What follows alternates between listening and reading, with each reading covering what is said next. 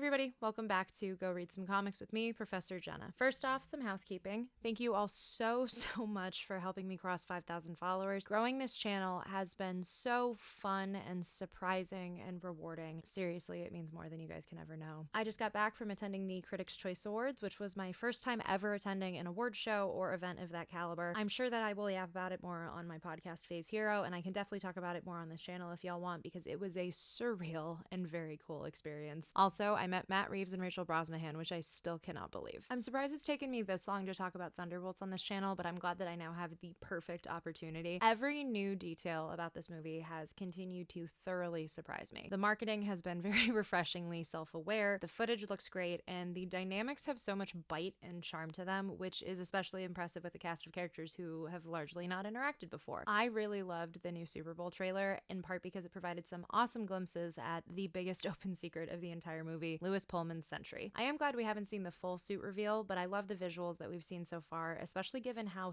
thoroughly bizarre Sentry's Marvel history is. Created by Paul Jenkins, Rick Veitch, and Jay Lee in 2000's Sentry #1, Sentry is also known as Bob Reynolds, an ordinary middle-aged man who suddenly remembers that he was once a powerful superhero with Superman-like powers and a mysterious arch-nemesis known as the Void. As he travels throughout the Marvel Universe, Bob discovers that virtually every other superhero has no memory of the Sentry outside of the Hulk and Reed Richards. Then Bob discovers another heartbreaking layer to that. He is actually both Sentry and the Void, and he erased the world's memories of him in a last-ditch attempt to save it. By the end of his miniseries, he also erases everyone's memories for a second time with the help of Reed and Doctor Strange.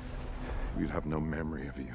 From there, Sentry's comic lore and his ability to remember it only get more complicated. Sometimes his status quo is caused by a saturated version of the super soldier serum, sometimes it's caused by a psychic virus implanted by the X-Men villain Mastermind, sometimes Sentry has a wife and a dog and a sidekick, and other times he operates as a lone wolf. Sometimes the Void is a repressed side of Bob's personality, and sometimes it is an entirely separate entity. As he struggles with these facets of his identity, Sentry joins the Avengers, the Mighty Avengers, and eventually the Dark Avengers, who everyone is theorizing the Thunderbolts team will eventually become in the MCU. He canonically died during 2020's King in Black storyline after Null absorbed the Void and killed him in the process. More recently, in the aftermath of his death, his powers were split across 5 random people and created a sort of murder mystery. One of the recipients, a woman with cerebral palsy named Mallory Gibbs, eventually saves the day and takes the full Sentry powers for herself under the new moniker of Solaris. Despite his confusing history, or maybe because of it, Sentry has become a bit of a fan favorite over the past few decades. Marvel only fueled that popularity in the 2000s with the seemingly impossible story of his creation. As Veitch wrote on his blog, quote, "As Paul and I gleefully riffed on how we would depict the Sentry through the previous decades, we realized that we couldn't use the names of any real artists or writers. The crux of our scheme was that the character had been around for 60 years, but it wouldn't be fair to say that he had been written by Stan Lee and drawn by Jack Kirby, John Romita, Neil Adams, Jim Starlin, Frank Miller, or Rob Liefeld. I'd been playing around with an anagram program on a computer and come up with a variation of my own name that I liked, Chick Rivet. Paul quickly anagrammed his name and decided he would be Juan Pinkles. The addition of our literary doubles implied how Sentry had not only been forgotten within Marvel continuity, but by the real world as well." Soon after, Wizard magazine and even Marvel's own letter columns began to mention a comic creator named R.D. Rosen, who had supposedly passed away from heart failure at the age of 83. According to the reporting, Rosen had worked uncredited on a number of Marvel titles, to the point of Stan Lee even having remembered working with him. In the summer of 2000, Wizard magazine 105 revealed that Rosen's widow had returned a box of his sketches and notes to Marvel, including a 1961 sketch of Sentry's design which he had co-created with Lee. This would mean that Sentry predated the Fantastic Four and the superhero boom that resulted from them, and would make the miniseries in 2000 technically a revival. When asked about Sentry's creation in an official Marvel interview, Stan was fuzzy about the details, but they eerily matched Sentry's fictional absence from the Marvel universe. The only problem was R.D. Rosen had never actually existed. His name was an amalgam of Marvel letterers R.D. Simic and Sam Rosen, and his photo was really a Wizard staffer's great uncle. The supposed sketch of Sentry from 1961 was really drawn in the present day by John Romita Sr. Stan Lee did play along for the bit, joking, quote, "I have a very poor memory anyway, and as everybody knows, I'm happy to take credit for anything." The Sentry miniseries performed well, reportedly becoming the 31st best-selling book of 2000, in part because of the hoax that surrounded its creation. As Marvel's Joe Quesada put it, quote, "I couldn't think of a better way to promote a book like this. Call it a publicity stunt, call it whatever you want. It's not the worst thing that's ever been perpetuated on society." All these years later, I do find the stunt to be kind of fascinating. There were, in actuality, plenty of Golden and Silver Age creators who were never properly credited for their work, and plenty of sketches and creative work that are lost to the sands of time time, so I am glad that Artie Rosen at least illuminated people to that fact. Superhero comics have also had a long history of metafiction and crossing over into the real world, or testing people's own memories with comic history. Some of those gimmicks have been a lot more successful than others, and Sentry doing so amid the Wizard era and the rise of the modern comics fandom is definitely admirable. It makes me even more excited to see him in Thunderbolts. If they find a way to canonically build in that Bob is a lost superhero that everyone in the MCU forgot, I will lose my mind. Plus, the effects for the Void translate on screen in such a cool way. Also, thank you to the A Better Place forum for chronicling the wild history of Sentry's creation. Are you excited to see Sentry in Marvel's Thunderbolts? Share your thoughts in the comments below, and please don't forget to like, subscribe, and share with your friends if you haven't already done so. If you haven't already, please follow me on social media at Hey It's Jenna Lynn. Thank you all so much for watching, and as always, go read some comics.